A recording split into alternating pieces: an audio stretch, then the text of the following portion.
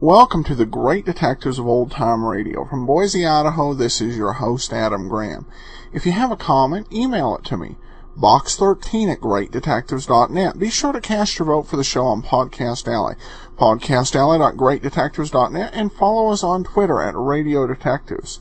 Well, before we do get started, I want to encourage you to be sure and enjoy all the articles we post at greatdetectives.net. We post 1 to 2 every week. And they include reviews of books. We've been doing a lot of Nero Wolfe book reviews, but we also reviewed Columbo Collection and a Father Brown book as well.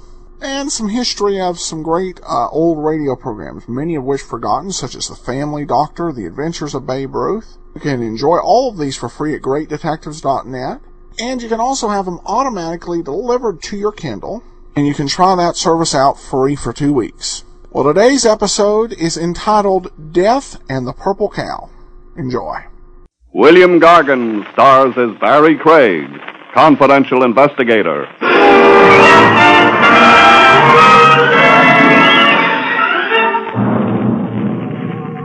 Murderers rarely have many friends. People can't keep up with them. You see, folks, they set such a killing pace.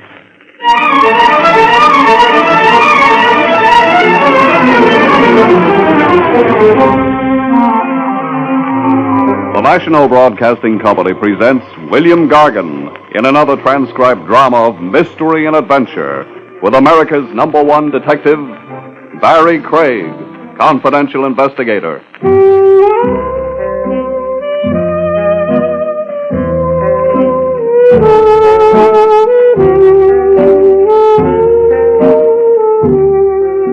Barrie Craig speaking. In my business, a guy doesn't have many friends. We know too much about people. The wrong kind of things and maybe the wrong kind of people. Or are there any different kinds? I wouldn't know the answer to that one. But after time enough and jobs enough, about the only thing the investigator can be sure is clean is his license, if he keeps it under glass. The hours are lousy, too. Hello, Willie. Evening, Mr. Craig. You want some coffee? In Willie's wagon? Lay off the cracks. It looks like coffee. It smells like coffee. And it tastes like sulfuric acid. I'll have a cup. Thanks. How about some nourishment? I'll have a couple of donuts instead. A couple? What do you think I am, a weightlifter? Just watch your teeth working on them. Hey, you on a job? No. Well, then what's keeping you up this late? Your coffee, mostly. You didn't have any before you walked in here. I can dream, can't I? Besides... Yeah? I felt like company. Private Eye gets tired of his own thoughts pretty quick. Why don't you quit thinking? I did 6 years ago. I've been a happy man since. Business. What'll it be, Bud? Does it have to be anything? I seen one of those before. Back up. Against the wall, huh?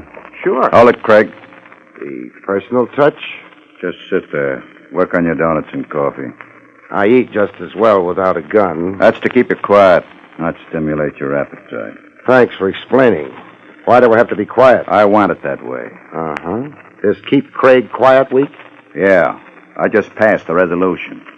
In a little while, I'm going to get sleepy. Don't let it bother you. My point is, do I have to be quiet only in Willie's wagon, or can I go be quiet at home? Craig. Yeah? I tried for you at your office first. The elevator man told me you'd probably be here. Jake's a prophet. Anybody else comes calling for you, the elevator man will tell him the same thing. You make it sound like a procession visiting Craig at midnight. Business isn't that good. Not a procession. One customer. You could give him a name? Sure. And when he gets here, what happens? I discourage him about consulting you. You reason with him? I discourage him. Hey, Bud, how about me sitting down? You got a seat back at the counter? No, but there's one in the kitchen. Also a telephone?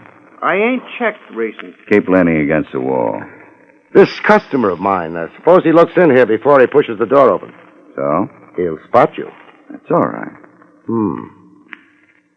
Look, if I'm going to stay awake, I'll need more coffee. You. Yeah? Mr. Craig wants some more coffee. Okay. There's your coffee, Mr. Craig. Thanks. Well, that's an awful slow client I'm supposed to have. He'll be along.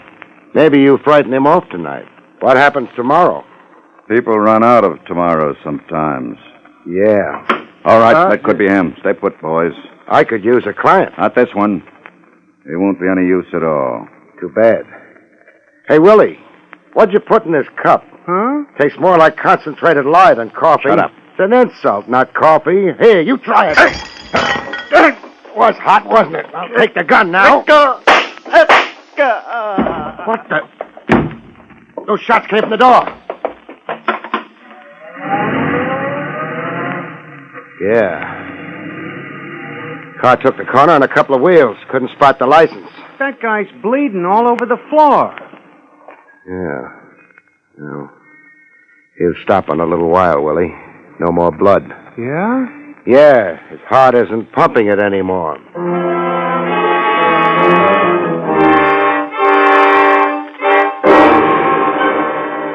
The coffee I'd spilled in his face caked before the cops got to Willie's. It made him look very untidy. The deceased's name was John Largo, Mr. Craig. Thanks for telling me, Lieutenant Rogers. It would appear he was an executive from St. Louis. You mean executioner? A little early for indulging in theory, Barry. Not theory. The guy announced his job. The announcement was perhaps ambiguous. Largo was versatile. The numbers, jewels, slot machine. Okay, Trav. I know about a police officer's keeping his mind open. Must be drafty, though.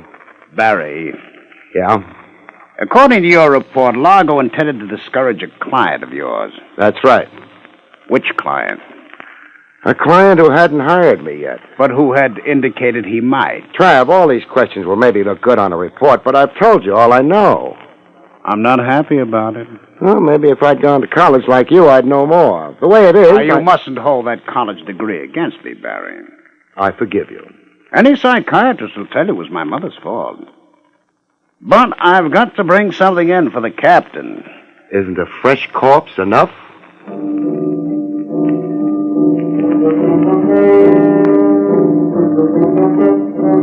Trav let me go after a while.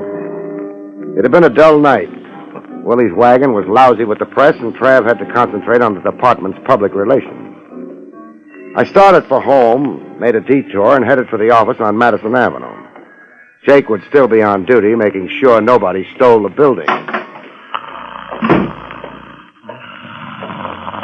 Jake. Jake. Any cow wants to get milk, she can come to me. I ain't going out in the middle of the night. Jake, you're not on the farm anymore. What? Oh, too bad. You should have stayed up in Vermont. No, I got tired of it. Why? Too close to New Hampshire. I've been kind of expecting you. Yeah, I noticed your wide eyes. Jake, a little over an hour ago, a small, fair-haired man was here asking for me. Yeah, I remember him. I told him you was out getting poisoned over at Willie's. He find you? He found me. What I'm more interested in is the second person who asked for me tonight. I don't blame you. What? I said I don't blame you. Must be your Vermont accent. Never mind blaming. That second person was a client. I know that. That client of mine, from the looks of things, committed murder a half hour ago. Your office must be getting pretty crowded. My office? Jake, didn't you tell my client where I was? Client didn't ask. Preferred to wait in your office. In my...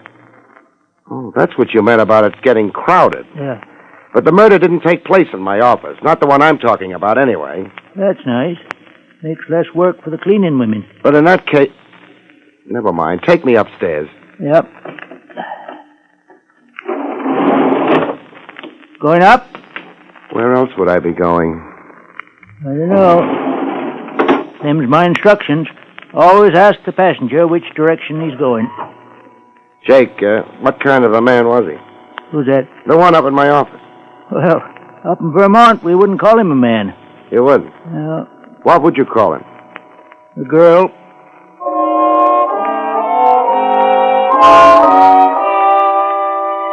This wasn't my night for appearing smart. I stared at Jake with my mouth open until we reached the 3rd floor.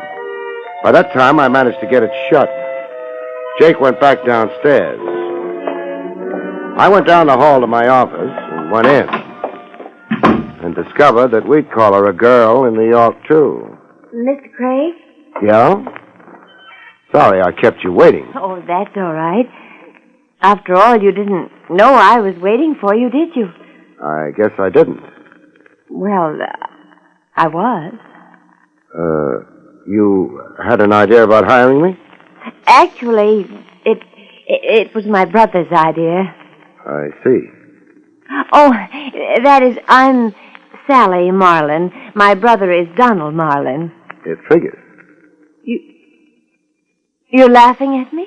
No. I wouldn't like you to, even though I'm not doing this very well. Exactly what are you doing? Oh, explaining. Donald's in trouble. The world isn't doing too well either. Are you trying to make me angry? Yeah. Why? Maybe you'll get around to telling me why you're here. My brother Donald has been in trouble ever since he came back. He thought perhaps he might hire a good private detective who would help him. And for some reason that I can't understand, he decided to hire you. Thanks. Then why didn't he come here? He was afraid to leave the house.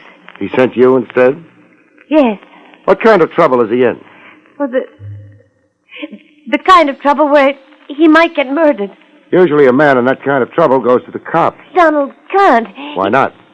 Well, he doesn't want to get into the papers. Things like that. He's shy? Mm-hmm. Good night, Miss Marlin. When it comes to protection, a private eye can't come within a couple of light years of the cops. Nobody afraid of being killed was ever that shy. Well, I'm sorry. It's because of the purple cow. The one nobody's ever seen? Oh, no. No, this one is a little statue of a cow made out of purple glass. How much is it worth? Well, it's kind of an antique, and... Your brother has it, but neglected to get legal title to it? Something like that.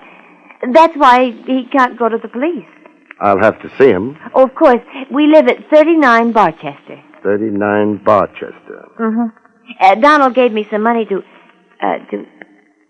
Well, I guess it's called a retainer. Uh-huh. $200. We'll consider it a retainer. I guess it's too late tonight for you to see Donald, but the first thing in the morning, Mr. Craig? The first thing in the morning. Then, good night. Good night. Miss Marlin. Yes? You said your brother had been in trouble ever since he came back. Uh-huh. Ever since he came back from where? Why, St. Louis, Mr. Craig.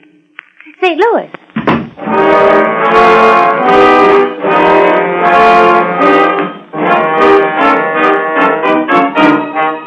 The dead Mr. Largo had also been from St. Louis. I crossed to the door and opened it. Sally Marlin was waiting for the elevator. Jake would have his troubles waking up. The elevator would have its troubles climbing all the way up to the 3rd floor. I used the back stairs. By the time Sally Marlin would make it to the lobby and the street, I ought to be ready for her. In my car halfway down the block. I was. She used a cab. And we went riding.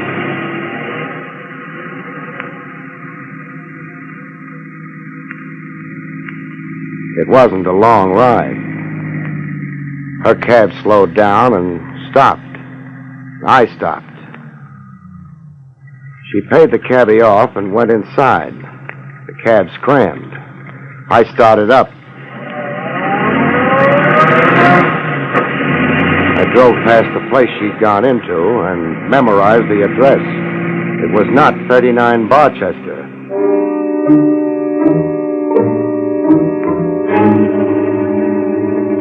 "39 Barchester was way over on the west side of town. Maybe Sally Marlin had stopped off at the other address for a drink. You can get drinks at the Club 44, not to mention a ringside seat at a roulette game, a hand at poker, or a thug for hire. Maybe Sally Marlin had been thirsty. I didn't stop at 39. The man in the creased hat and a bulging overcoat was trying too much to look like the local scenery. I cut around the block and wondered. There'd be an alley leading to the back of 39 Barchester. There was. There was a man there, too, making like an ash can. I parked on the next block and took a walk. I was going to have trouble visiting my client. I decided to have trouble in the alley. More privacy than out front. Hey, Bud. Huh? You got a match? Sure. Thanks. Forget it. How's life among the ash cans? Huh? Kind of cold, isn't it? It ain't warm. You'll be glad to get back to the club. You ain't kidding. Well, what are you waiting for? Cochran sent you? What do you think? Yeah, but he didn't say nothing about pulling me out of here. Hey, wait a minute. I seen you before. Is that supposed to be a big surprise? I seen you before. Your name's Craig. Word gets around. You're a dick, a private dick. Says confidential investigator on my door. You don't need a gun. Keep your hand away from... Wise guy, Not tonight, you won't.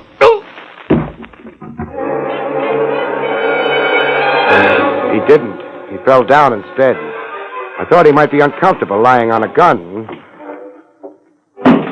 So I disposed of it for him. I wondered if he'd thank me for it.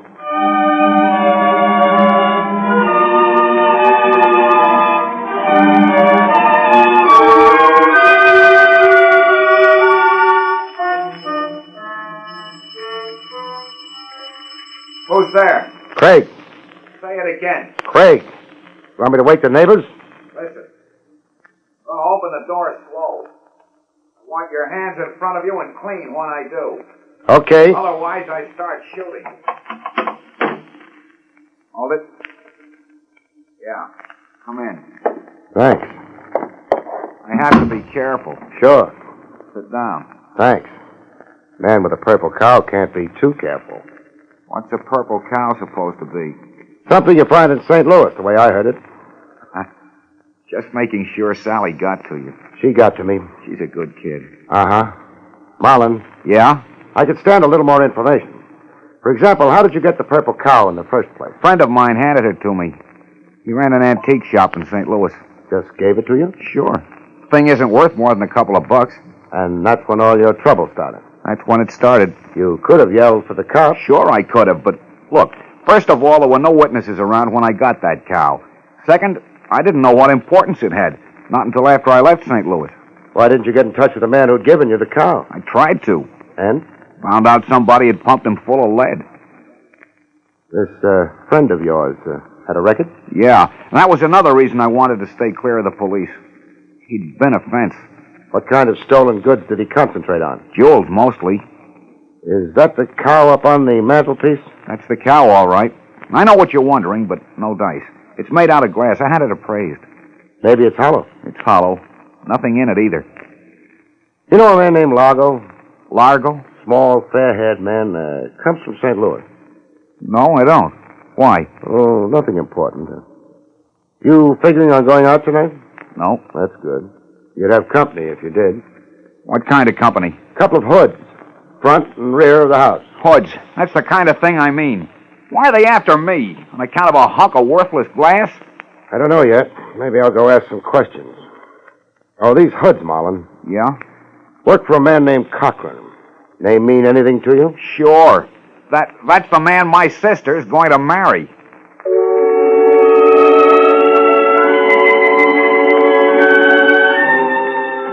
I used the front door.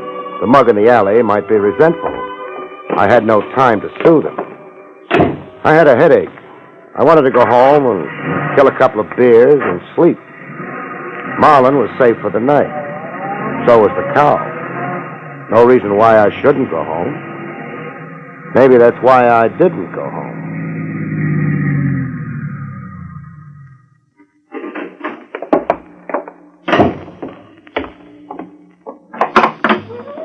Good evening, sir. Welcome to Club 44. Oh, I'm not a customer. Cochran, huh? Mr. Cochran? All right, let's be formal. Mr. Cochran. Mr. Cochran's not in, sir. Okay. Take me to where he isn't in. Harder. Listen, you... No, I'm too tired. Stop crowding. You're all alone compared to what I could do to... Tough? Big. You could be cut down. Let Cochran try it. Come on. Okay, take your hands off me. Just a sample. Let's go. Mr. Cochran isn't going to like this. Maybe I won't like Mr. Cochran. The gentleman to see you, Mr. Cochran. Gee, thanks. Mr. Craig. Right. Hello, Miss Marlin. Hello, Cochran. I couldn't start nothing out in the club, Mr. Cochran. Don't be silly, sir. Mr. Craig is always welcome. Run along, now. Yes. What are you doing here, Mr. Craig? I confused it with 39 Barchester, maybe. The same way you did. Nice to meet you, Mr. Craig. Uh-huh. Of course, I'm curious about why. Sally Marlin hired me for her brother. She was worried about him, so she left my office and promptly headed here. She, didn't want to worry alone. Exactly what I was thinking. So I went on to 39 Barchester. Oh? The man watching the alley may have a little trouble with solid food for a while. I see. Marlin and I had a nice visit. And you know about Sally and myself. Sure. I also know you put those men on Marlin. To protect him. Then why'd he want me? I didn't know that Mr. Cochran would be able to help my brother. You did say help? We've had a lovely conversation. I think it's over now. I think it isn't. You must have a reason. I was hired to do something about the trouble Marlin's in. And you're doing it here? Let's say I'm trying to.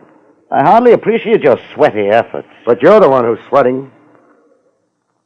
Know a man named Largo Cochran? Yes, Never mind. He's dead. Surprised? Wonderful thing. The radio. Uh-huh. Largo made a nice haul in St. Louis. Jewels.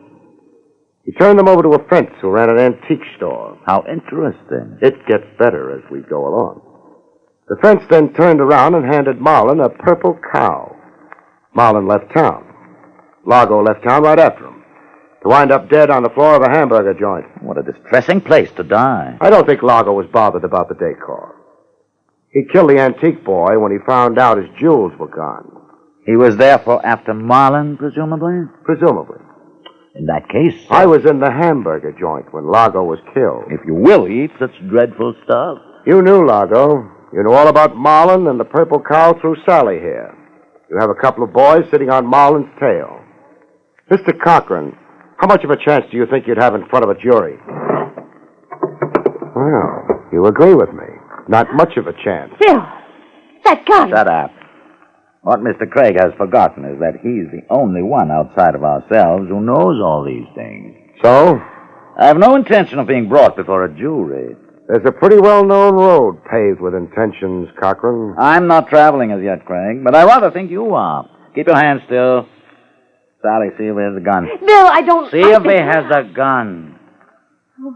All right. He had a gun, Bill. Throw it here. All right. Sally, Yes? run along home. Bill, I won't let Don't be a fool. You can put me in the But chair. I don't- Sally, I told you. I can't let You're you in do my it. way, you idiot. Craig, killing the lights won't help you. You've no gun, Craig. Be still, I can't hear. My arm! I don't twist arms for fun. Grab it! Grab it! All right. Thanks. The light, Sally. The thing to do in the dark is keep quiet, Cochran, then nobody knows where you are. I'll know better next time. Sure, if there is a next time. Speak up, Cochran. I'll feed you the answers if it's your boys. Who? Who's there? Lieutenant Rogers, homicide. What do you know? Come in, Trav. Well, Lieutenant Rogers, and hello, Marlin. Hello. Donald. I decided to yell for help to the cops. About time, too. After you left me, Craig, I began to worry. About those men watching the house, keeping me tied up, waiting. Now, take it easy. I'm all right. I worried about you, too. I knew you were coming here. Thanks. And about Sally. I didn't want her to commit herself. This is ridiculous. What is, Cochran? The insinuation that I killed Largo. That why Craig was holding a gun on you? He thought he was mistaken. Barrie? He might have killed me, Trav. A very solid vote of confidence. One thing bothers me. A modest man. That's because I never went... Barrie. Okay, I'll save it. The thing that bothers me is, how did Largo find out Marlin was going to hire me? Seems like a fair question. Would anyone here like to answer it? Maybe we can throw a couple of possibilities out. Marlin wouldn't have told Largo for a lot of reasons. Among them, the fact that Largo was gunning for him. Marlin, therefore, didn't. Would Sally? I never even knew this Largo. A reasonable reply. You're accepting it, Barrie? Uh-huh. That leaves us Now, wait. Perhaps I did tell Largo something about it. You found out through Sally? That's true. Oh, Bill. I'm sorry, darling, but you see, I've known Largo for a long time. When Largo told me he was after your brother, I thought perhaps I might discourage him. It's an explanation. You like it, Barrie? Not much. Cochran told Largo because he hoped Largo would kill Marlin. Oh, no. Only reason it means anything. Then Cochran might inherit the purple cow. But the purple cow is worthless. That can wait till later. Sally, you told your brother that you'd mentioned the business of hiring me to Cochran? Well, I guess so. I demand a lawyer. You'll get one, and a jury. You know something, Trav? Something like what? Cochran was right when he said it was ridiculous. When he said what was ridiculous? That he killed Largo. Oh? Because he didn't. Well, this is a fine time to tell me. Who did? The person who understood my last question to Sally. The person who's making a beeline for the desk with a gun on it. Oh! You mean it was... Sure. Your brother, Mr. Donald Marlin.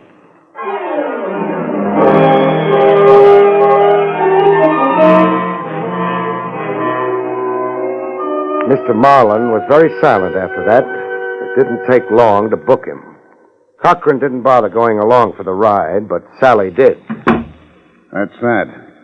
Sorry, Miss Marlin. Well, I've always known Donald wasn't very... Barrie. Yeah? Before the DA embarrasses me, suppose you tell me why I've locked him up? Sure. He was the only possibility who didn't know Largo.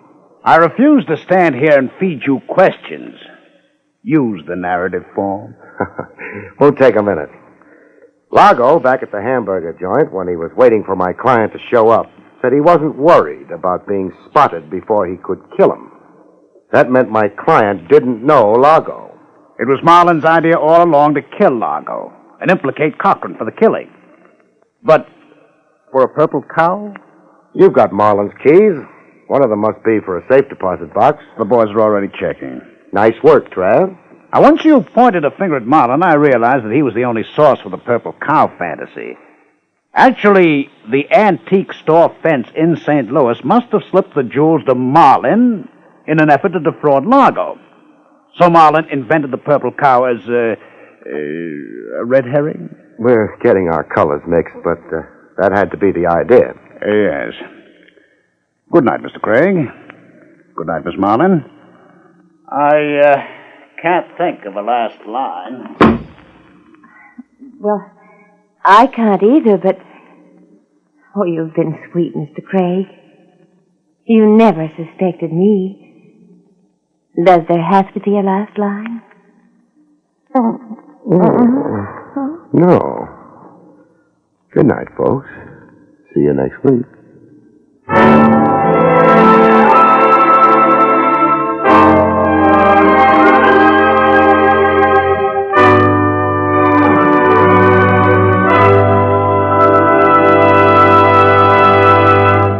You have been listening to William Gargan in another exciting transcribed mystery drama from the adventures of Barrie Craig, confidential investigator. Tonight's story, Death and the Purple Cow was written by Lou Vittis. Next week, it's a strange story titled Ghost of a Chance, about which Barrie Craig has this to say. In next week's story, a man comes back from the dead to haunt a wife who's been dead almost as long as he has, in an insurance scheme that almost, but not quite, cancels out yours truly. See you next week, folks.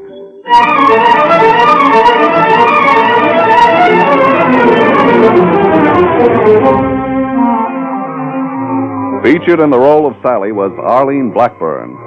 Barrie Craig, starring William Gargan, was under the direction of Hyman Brown.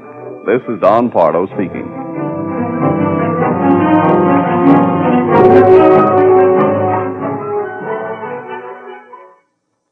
Now enjoy Meredith Wilson's Music Room on NBC.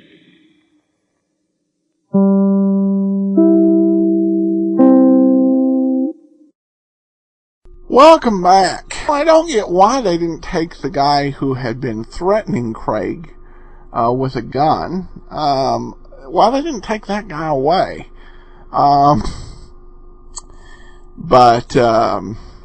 Well, after a lot of twists and turns, we finally got the right killer. So that's pretty much all there is. So much for the Purple Cow.